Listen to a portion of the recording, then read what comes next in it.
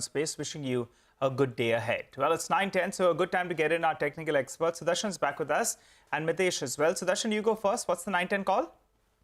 Well, consider buying Hind Petro with a stop under 215, 215. Okay. Mitesh, what about you? Yeah. I'll go with a buy on Eicher Motors. Keep a stop at about 31.75 or just below it, and a target of 32.60 can be. Okay, all right. Well, we're just getting into market opening in about a couple of minutes from now. Mangalam is joining in. He has Asian Paints on his radar. Mangalam, over to you.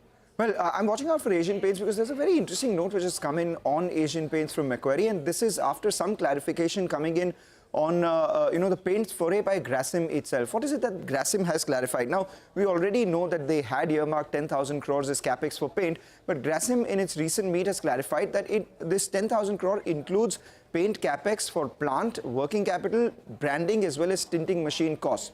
And this is where Macquarie says that the street had earlier assumed that this entire 10,000 crore would go for plant additions itself. So they've made some calculations of where Grasim will use these 10,000 crores for their paint foray. 300 to 400 crore will come in on working capital, 300 to 400 crore on the tinting machines to reach nearly 20,000 distributors.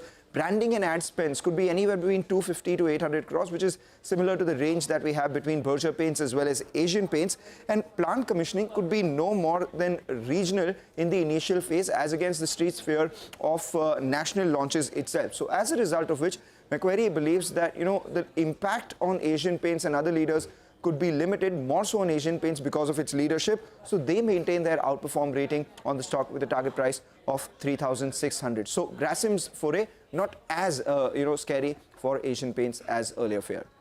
Got that. All right, Mangalam, thanks a lot for that. So that's on Asian Paints. So let's focus on the metal index. Remember, the dollar index has moved to around 105.6, which is not very positive. But otherwise, a couple of brokerage notes are positive. So Jefferies, they say that the Indian metal stocks have underperformed in this year so far, and it's a buying opportunity. Their top pick is Tata Steel, followed by Hindalco, and the target prices come up for you in the screen.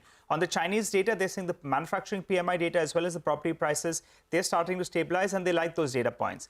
Chinese steel prices, remember, they took a sharp knock in the last year, but this year they're up by close to 14%. And they're saying accounting for seasonality, well, the inventory levels are the lowest we've seen in the last 4 years. On Indian pricing, they said last year, yes, we saw prices did decline, but this year prices are up by close to 8%, at around 60,000 rupees per ton, which is their estimate for the next couple of years. And we're trading at a bit of a discount here in India in comparison to imported steel. So that's giving some headroom to increase prices. Next up, Asian steel spreads. Well, they have improved a little bit, but they're still lower than the long-term averages. So there is scope to improve out here. And finally, on aluminium, yes, the prices haven't moved much, but thermal coal costs have moved down. So that's positive on the spread front. Okay, well, let's go across to our colleague Abhishek. He's been tracking this whole Cholamandalam buying Aptus, the possibility of that. Abhishek, what's the latest there? Well, CLSA has written a note on Chola. They have a buy recommendation target price of 875.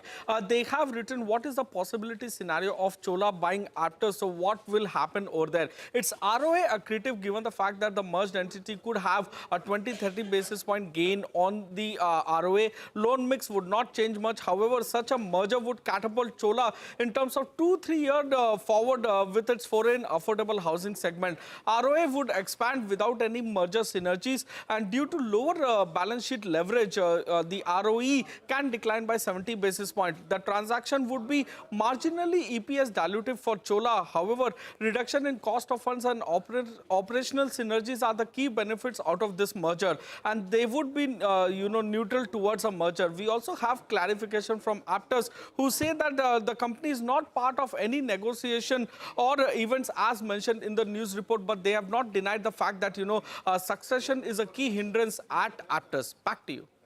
All right, Abhishek, thanks very much for that. Well, we have just 30 seconds to go before things open up.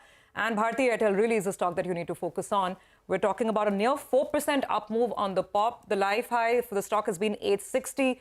CLSA is calling for 1,015. And Sonia, that's definitely one stock I think that people will really watch out for as the journey starts out today. Okay, 10 seconds left for the market opening. Remember, the Nifty has already gained for 3 straight days. So is this the 4th day of an up move? Time will tell, but the Nifty has covered quite a bit of ground. In the last 5 days, it's up almost 2.5%. And that's the first tick on the opening bell. It's looking pretty decent. It's actually a shade of green, which is a good thing. The Nifty flitting between red and green. What's looking good is the mid-cap index, which is up almost about 75 points right now. So the